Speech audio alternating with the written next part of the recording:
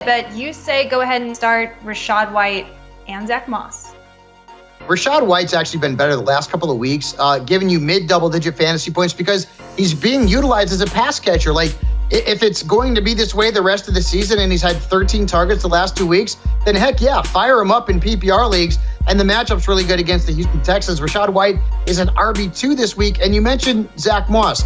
We kind of been waiting for this whole thing in Indianapolis to go in Jonathan Taylor's direction. It hasn't. Zack Moss continues to play enough snaps and get enough touches to be a viable fantasy starter. And he's got Carolina this week. Their defense has given up 15-plus points to 6 different running backs. So it goes without saying that you're starting Jonathan Taylor, but I like Moss this week too. Alexander Mattison is on your sit list, and I'm curious as to whether this has to do with the Vikings offense in general or another running back on the team or what your reasons are. So give it to me. It's a little bit of both. This week, Jaron Hall is going to be the starting quarterback for the Vikings. Have you guys heard of him? Maybe not, because he's a rookie, which means that, well, this is going to be a matchup where Atlanta can kind of stop the run with a little bit of ease. Let's put it that way, because I don't think Hall is going to beat them through the air.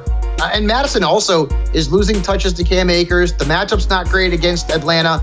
So beware Alexander Mattison. Same thing goes for Dameon Pierce. Hey, I liked him last week. I thought he had a good matchup against the Panthers.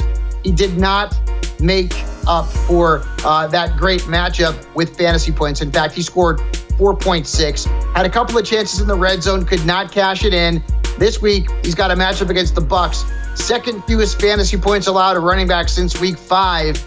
Unfortunately, Dameon Pierce has regressed from a fantasy perspective in his second NFL season.